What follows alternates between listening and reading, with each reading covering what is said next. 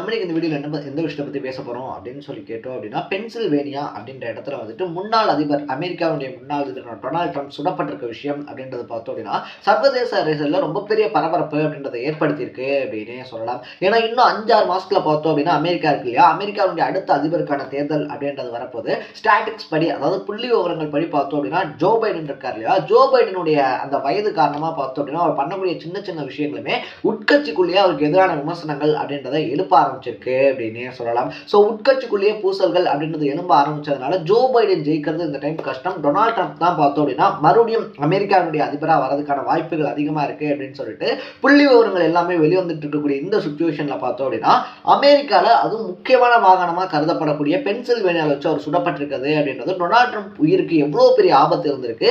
இதை ஏன் வந்துட்டு இவங்க கணிக்க தவறிட்டாங்க அப்படின்னு சொல்லிட்டு ஒரு முக்கியமான கேள்வி எழுப்பியிருக்கு அப்படின்னு சொல்லலாம். அது மட்டும் இல்லாமல் பார்த்தோம் அப்படின்னா, அந்த கட்டடம் இருக்கு இல்லையா, அவர் சுட்டவங்க இருந்த கட்டடத்தை பார்த்தோம் அப்படின்னா மக்கள் பார்த்துருக்காங்க. அந்த கட்டடத்துக்குள்ள ஒருத்தர் வந்துட்டு துப்பாக்கி வச்சு பதுங்கி பதுங்கி போறாரு அப்படின்னு சொல்லிட்டு சீக்ரெட் ஏஜென்ட் சர்வீஸ் கிட்ட பார்த்தோம் அப்படின்னா மக்கள் கூப்பிட்டு சொல்லியிருக்காங்க. இந்த மாதிரி அந்த கட்டடத்துக்குள்ள ஒருத்தர் போறாரு, அது என்னன்னு பாருங்க அப்படின்னு சொல்லிட்டு அங்க இருக்கக்கூடிய போலீஸ்க்கும் பார்த்தோம் அப்படின்னா இந்த துப்பாக்கி சூடு நடக்கிறதுக்கு முன்னாடியே தகவல் கொடுக்கப்பட்டுருச்சு அப்படின்னு சொல்லப்படுது. ஸோ ஏஜென்ட் சர்வீஸா இருந்தாலும் சரி, இல்லை போலீஸா இருந்தாலும் சரி, அந்த விஷயத்தை ரொம்ப பெரிய அளவில் கண்டுக்காம விட்டதும் அமெரிக்க அதிபர் முன்னாள் அதிபர் சுடப்பட்டதுக்கு ஒரு காரணம் அப்படின்னு சொல்லப்படுது.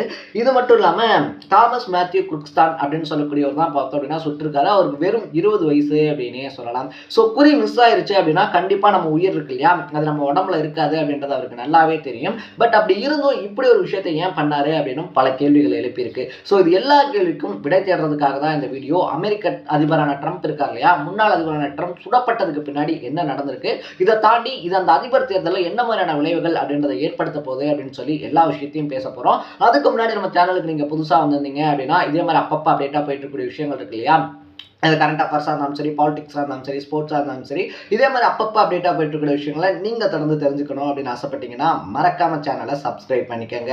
First of all Donald Trump பார்த்தோம் அப்படின்னா பென்சில்வேனியா அப்படின்ற இடத்துல வந்துட்டு அவருடைய பிரச்சாரத்துக்காக வந்துட்டு வராரு. இன்னும் 5-6 மாசங்கள்ல தான் இருக்கு அப்படின்னு சொல்லிட்டு. ஸோ அப்படி பிரச்சாரத்துக்காக பேச ஆரம்பிச்ச ஒரு சில நிமிஷங்கள்லேயே பார்த்தோம் அப்படின்னா அவருடைய காதை உரசிக்கிட்டு ஒரு குண்டு பாயுது அப்படின்னே சொல்லலாம். இதை பற்றி டொனால்ட் ட்ரம்ப்பே சொல்லும் போது என்ன சொல்லியிருக்காரு அப்படின்னு சொல்லி கேட்டோம் அப்படின்னா, எனக்கு ஏதோ நடக்க போகுது அப்படின்னு சொல்லிட்டு என் உள்ளுணர்வு சொல்லிச்சு. அதுக்கேற்ற மாதிரியே பார்த்தோம் அப்படின்னா என்னுடைய காதுகளை உரசின மாதிரி ஒரு குண்டு போச்சு. அந்த குண்டு சத்தம் இருக்கு இல்லையா, துப்பாக்கி சுடுற சத்தம் அப்படின்றது கேட்டுச்சு. நான் திடீர்னு என்ன நடக்குது அப்படின்னு சொல்லியே தெரியல, பட் என் காதுல என்னமோ பட்டுச்சு அப்படின்றது மட்டும் எனக்கு நினைவு இருக்கு. நான் அப்படியே கீழே குனிஞ்சுட்டு என் காதை தொட்டு பார்க்குற ரத்தம் வந்துட்டு இருக்கு. ஸோ நம்ம நினைச்சது சரிதான், துப்பாக்கி சூடு நடந்திருக்கு அப்படின்னு சொல்லிட்டு நான் நினைக்கிறேன். பட் அளவுக்கு அதிகமான ரத்தம் போகும்போது தான் பார்த்தோம் அந்த சீரியஸ்னஸ் இருக்கு இல்லையா, அதை என்னால் புரிஞ்சுக்க முடிஞ்சு அப்படின்னே சொல்லியிருக்காரு. ஏன்னா அவர் சுட்டதுல பார்த்தோம் அப்படின்னா காது இருக்கு இல்லையா, காது மடலை உரசிட்டு போயிருக்கு. ஒரு இன்ச் இந்த சைடு நகர்ந்துருந்துச்சு அப்படின்னா டொனால்ட் ட்ரம்ப் இருக்கார் இல்லையா, உயிர் பிழைக்க முடியாத அளவுக்கான வாய்ப்பு அப்படின்றதும் நிறையவே ஏற்பட்டிருக்கும். பட் காட்ஸ் கிரேஸ் அப்படின்னு சொல்லிட்டு அவர் தெரிவிச்சிருக்காரு அப்படின்னே சொல்லலாம். அது மட்டும் இல்லாமல் பார்த்தோம் அப்படின்னா அந்த பிளட் இருக்கு இல்லையா, அந்த பிளட்டை தொட்டு பார்த்துட்டு அவர் முழக்கம் எழுப்புற மாதிரி கையை ஓங்கி இருக்கிறது அப்படின்றதும் சோஷியல் மீடியாவில் அதிக அளவில் ட்ரெண்ட் ஆகிக்கிட்டு இருக்கு. இது வந்துட்டு எப்படி அமெரிக்க அதிபரில் அவருக்கு சாதகமாக மாறப்போகுது அப்படின்னு சொல்லி சொல்றாங்க அப்படின்னா, பொதுவாக இந்த அனுதாப ஓட்டு அப்படின்றது இருக்கு இல்லையா, அது தமிழ்நாட்டு அரசியலில் மட்டும் கிடையாது, இந்திய அரசியலில் மட்டும் கிடையாது, உலகம் ஃபுல்லாகவே பார்த்தோம் அப்படின்னா அரசியலில் அனுதாப ஓட்டு அப்படின்னு சொல்லி ஒரு ஓட்டுகள் இருக்கு. ஏதாவது பெரிய தலைவர்கள் வந்துட்டு அவமதிக்கப்படுறாங்க, இல்லைன்னா பெரிய தலைவர்களுக்கு வந்துட்டு ஒரு சோகமான இது ஏற்படுது அப்படின்னா உடனடியாக மக்கள் எல்லாருமே பார்த்தோம்னா அவருக்கு போய் இப்படி நடந்துருச்சு அப்படின்னு சொல்லிட்டு ஒரு அனுதாபத்தில் போய் ஓட்டு போடுவாங்க.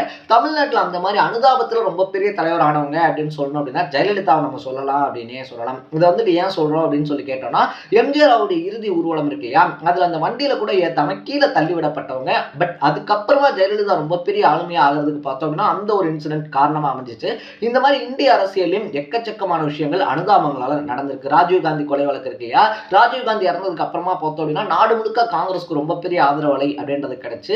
இப்பயும் டொனால்ட் ட்ரம்ப்க்கு இப்படி ஒரு விஷயம் அப்படின்றது நடந்திருக்கிறதுனால இப்ப அதிபராக இருக்கக்கூடிய ஜோ பைடன் இருக்கார் இல்லையா, அவர் அதிபராக இருக்கும் போதே இப்படி ஒரு விஷயம் அப்படின்றது நடக்குது. ஒரு முன்னாள் அதிபருக்கே பாதுகாப்பு இல்லை அப்படின்னா மக்கள் எந்த அளவுக்கு இருப்பாங்க அப்படின்னு சொல்லிட்டு பிரச்சாரம் ரொம்ப தீவிரமா முன்னெடுக்கப்படும். ஸோ இது வந்துட்டு பார்த்தோம்னா டொனால்ட் ட்ரம்ப்க்கு ரொம்ப பெரிய பாசிட்டிவா மாறும் அப்படின்றதான் அமெரிக்கா மட்டும் கிடையாது, உலக அரசியல் வல்லுநர்கள் எல்லாருமே கணிக்கக்கூடிய ஒரு விஷயமா இருக்கு அப்படின்னே சொல்லலாம். ஏன்னா காதுல இருந்து அதிகப்படியான அளவு ரத்தம் அப்படின்றது போய் ரத்தம் சொட்ட சொட்ட பார்த்தோம் அப்படின்னா அவருடைய போட்டோஸ் அப்படின்றதும் ட்ரெண்ட் ஆகிக்கிட்டு இருக்கு அப்படின்னு தான் சொல்லணும். சரி, ஓகே, யார் அவர் சுட்டது அப்படின்னு சொல்லி பார்க்கும்போது பார்த்தோம் அப்படின்னா தாமஸ் மேத்யூ குருக்ஸ்தான் அப்படின்னு சொல்லக்கூடிய ஒரு 20 வயசு பையன் தான் வந்துட்டு சுட்டிருக்கான். இது வரைக்கும் வந்துட்டு FBI பார்த்தோம் அப்படின்னா எதனால் அந்த பையன் சுட்டான் அப்படின்ற காரணத்தை தெளிவுபடுத்தல. பட் இந்த கிர்கிஸ்தான் பார்த்தோம் அப்படின்னா அந்த கட்டடம் இருக்கு இல்லையா, அந்த விழா அதாவது அந்த பொதுக்கூட்டம் நடந்த ஒரு 50லேருந்து 100 மீட்டருக்கு உட்பட்ட ஒரு கட்டடத்துல இருந்து தான் சுட்டிருக்காரு. ரொம்ப பெரிய கன்ல இல்ல, பிஸ்டல் சைஸ் கன்ல தான் சுட்டிருக்காரு அப்படின்னு சொல்லப்படுது. பட் இதை நேர்ல பார்த்த மக்கள் என்ன சொல்றாங்க அப்படின்னு சொல்லி கேட்டோம் அப்படின்னா, விழா ஆரம்பிக்கிறதுக்கு முன்னாடியே பொதுக்கூட்டம் இருக்கு இல்லையா, அதை ஆரம்பிச்சு டொனால்ட் ட்ரம்ப் மேடைக்கு வரதுக்கு முன்னாடியே பார்த்தோம் அப்படின்னா அந்த கட்டடத்துல ஒருத்தர் வந்துட்டு அமைதியா ஊர்ந்து போறதை பார்த்தோம். அவர் கையில துப்பாக்கி இருக்கு அப்படின்றதையும் எங்களால தெளிவா பார்க்க முடிஞ்சு. நாங்க உடனடியா பார்த்தோம் அப்படின்னா போலீஸ் இருக்காங்க இல்லையா, அவங்கள்ட்ட கூப்பிட்டு சொன்னோம், இந்த மாதிரி அந்த கட்டடத்துல யாரோ போறாங்க, கையில கன் வேற இருக்கு அப்படின்னு சொல்லி சொன்னோம். பட் போலீஸ் பார்த்தோம் அப்படின்னா அங்கேயும் இங்கேயும் ஓடினாங்களே தவிர அவங்க முறையான நடவடிக்கை அப்படின்றது எடுக்கல அப்படின்னு சொல்றாங்க. ஸோ இது வந்துட்டு பார்த்தோம் அப்படின்னா சீக்ரெட் ஏஜென்ட் சர்வீஸ் இருக்காங்க இல்லையா, அவங்க காதுகளுக்கும் கொண்டு போகப்படல. அப்படி கொண்டு போகப்பட்டிருந்துச்சு அப்படின்னா அந்த விழா மேடையில வந்துட்டு டொனால்ட் ட்ரம்ப் இருக்கார் இல்லையா, அவரை ஏறவே விட்டுருக்க மாட்டாங்க. உயிருக்கு ஆபத்து இருக்கு அப்படின்ற சுச்சுவேஷன்ல டொனால்ட் ட்ரம்ப் அங்க பேசி இருக்கவே மாட்டாரு அப்படின்னு சொல்லப்படுது. ஸோ ஒரு 4 டைம் பார்த்தோம் அப்படின்னா அங்க துப்பாக்கி சூடு அப்படின்றது நடந்திருக்கு. அதே இளைஞர் பார்த்தோம் அப்படின்னா 4 டைம் சுட்டிருக்காரு அப்படின்னு சொல்றாங்க.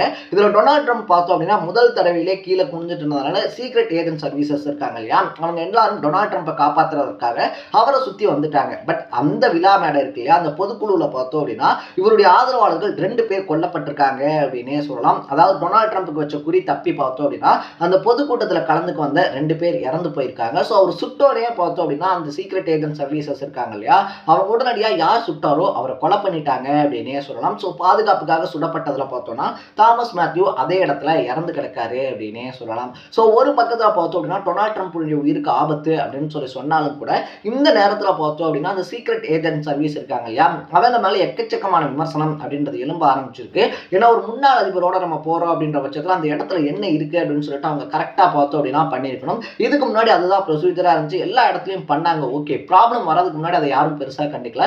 பட் இந்த இடத்துல பார்த்தோம் அப்படின்னா துப்பாக்கி சூடு நடந்து ஒரு மயிரிலை அப்படின்னு சொல்லுவாங்க இல்லையா, அதுல டொனால்ட் ட்ரம்ப் தப்பிச்சிருக்கிறதுனால பார்த்தோம் அப்படின்னா ரொம்ப பெரிய பரபரப்பை ஏற்படுத்தியிருக்கு அப்படின்னே சொல்லலாம். ஸோ இதனால பார்த்தோம் அப்படின்னா சிம்பர்லி ஏ சீட்லி அவர் தான் வந்துட்டு பார்த்தோம்னா அந்த சீக்ரெட் ஏஜென்ட்ஸ் இருக்கு இல்லையா, அதனுடைய தலைவராக இப்போ இருக்காரு. அவருக்கும் சம்மன் அப்படின்றது அனுப்பப்பட்டிருக்கு. ஸோ ஒரு முன்னாள் அதிபர் பங்கெடுத்துக்கக்கூடிய ஒரு பொதுக்குழு, அதுவும் அரசியல் சம்பந்தப்பட்ட ஒரு விழாலேயே பார்த்தோம் அப்படின்னா அவருக்கு பாதுகாப்பு இல்லை அப்படின்ற பட்சத்தில் நீங்க என்ன பண்ணிக்கிட்டு இருக்கீங்க அப்படின்னு சொல்லிட்டு அவர் முன்னாடி கேள்வி எழுப்பப்பட்டிருக்கு அப்படின்னே சொல்லலாம். ஒரு பக்கத்தில் பார்த்தோம் அப்படின்னா இதுக்கு அரசியல் மட்டும்தான் காரணமா இருக்க முடியும் அப்படின்னு சொல்றாங்க. ஏன்னா இன்னும் 4-5 மாசத்துல வந்துட்டு எலெக்ஷன்ஸ் அப்படின்றது நடக்க இருக்கு. ஸோ இதுக்கு அரசியலை தவிர வேற எதுவும் காரணமா இருக்க முடியாது அப்படின்னு சொல்லி ஒரு கருத்து சொல்லப்படுது. பட் அவர் எதுக்காக சுட்டாரு அப்படின்றது செத்தவருக்கு மட்டும்தான் தெரியும். இதுக்கு முன்னாடி பார்த்தோம் அப்படின்னா புலான் விசாரணை இருக்கு இல்லையா, யார் அந்த பையன், எங்க இருந்து வந்தான், எதனால சுட்டான் அப்படின்ற மாதிரியான துப்பு துறக்கிறதுக்கான பணிகள் அப்படின்றதும் தொடங்கப்பட்டிருக்கு. ஸோ ஜோ பைடன் அதை பத்தி என்ன சொல்லியிருக்காரு அப்படின்னு சொல்லி பார்த்தோம்னா, அமெரிக்க அரசியல் இருக்கு இல்லையா, அமெரிக்க அரசியல்ல எப்பயுமே வந்துட்டு ஆயுதங்களுக்கு இடங்கள் கிடையாது. டொனால்ட் ட்ரம்ப் பார்த்தோம் அப்படின்னா பாதுகாப்பா சேவ் பண்ணப்பட்டிருக்கிறது அப்படின்றது எனக்கு ரொம்ப பெரிய மகிழ்ச்சி, ரொம்ப பெரிய நிம்மதியை கொடுத்திருக்கு அப்படின்னு சொல்லியிருக்காங்க. இந்தியாவில் பிரதமர் மோடியில் ஆரம்பிச்சு பார்த்தோம் அப்படின்னா உலகத்தில் இருக்கக்கூடிய பெரிய பெரிய தலைவர்கள் வரைக்கும் இதற்கு கண்டனம் அப்படின்றத எழுப்ப ஆரம்பிச்சிருக்காங்க. ஸோ ஆல்ரெடியே பார்த்தோம் அப்படின்னா ஜோ பைடன் இருக்கார் இல்லையா, அவரை வந்துட்டு பிரதமர் வேட்பாளராக நம்ம நிப்பாட்டணும் அப்படின்னா அவருடைய ஆக்டிவிட்டிஸ் அப்படின்றது ரொம்ப மந்தமா இருக்கு. மில்லியன் அப்படின்னு சொல்ல வேண்டிய இடத்துல பில்லியன் சொல்றதா இருந்தாலும் சரி, இல்ல ஜெலன்ஸ்கி இருக்கார் இல்லையா, ஜெலன்ஸ்கி வந்துட்டு புடின் அப்படின்னு சொல்லி மேடைக்கு கூப்பிடுறதா இருந்தாலும் சரி, அதை தாண்டி மேடையிலே ஸ்டெக் ஆகி நிக்கிறதா இருந்தாலும் சரி, இந்த மாதிரி எக்கச்சக்கமான நெகட்டிவ் விமர்சனங்கள் அப்படின்றத ஜோ பைடன் பார்த்துக்கிட்டு இருக்கும் போது இப்படி ஒரு பாசிட்டிவான எதிர்மறையான பாசிட்டிவ் அப்படின்னே சொல்லலாம், பாசிட்டிவான பாசிட்டிவ் கிடையாது, நெகட்டிவான ஒரு பாசிட்டிவ் விஷயம் அப்படின்றது டொனால்ட் ட்ரம்ப்புக்கு நடந்திருக்குது. கண்டிப்பா அமெரிக்க அரசியல் இருக்கு இல்லையா, அதை எதிரொலிக்கும் அப்படின்னு சொல்லி எக்ஸ்பெக்ட் பண்றாங்க. சோ டொனால்ட் ட்ரம்ப் இனி என்ன ஆக போறாரு, இனி அவருடைய பாதுகாப்பு அப்படின்றது எந்த அளவுக்கு பலப்படுத்த போறாங்க, அதை தாண்டி டொனால்ட் ட்ரம்ப் அடுத்தடுத்த மேடைகள்ல என்ன பேச போறாரு அப்படின்னு சொல்லிட்டு அரசியல் உலகம் உத்து நோக்க ஆரம்பிச்சிருக்கு அப்படின்னே சொல்லலாம். சோ நீங்க இந்த விஷயத்தை பத்தி என்ன நினைக்கிறீங்க அப்படின்றத கமெண்ட்ல போட்டு, இதே மாதிரி அப்பப்போ அப்டேட்டா போயிட்டு இருக்கிற விஷயங்கள் இருக்கு இல்லையா, அது கரண்ட் அஃபேர்ஸா இருந்தாலும் சரி, பாலிடிக்ஸா இருந்தாலும் சரி, ஸ்போர்ட்ஸா இருந்தாலும் சரி, இதே மாதிரி அப்பப்போ அப்டேட்டா போயிட்டு இருக்கிற விஷயங்களை நீங்க தொடர்ந்து தெரிஞ்சுக்கணும் அப்படின்னு ஆசைப்பட்டீங்கன்னா மறக்காம சேனலை சப்ஸ்கிரைப் பண்ணிக்கோங்க. நாளைக்கு இதே மாதிரி இன்னொரு இன்ட்ரெஸ்டிங்கான வீடியோட சந்திக்கலாம். Tata, bye by.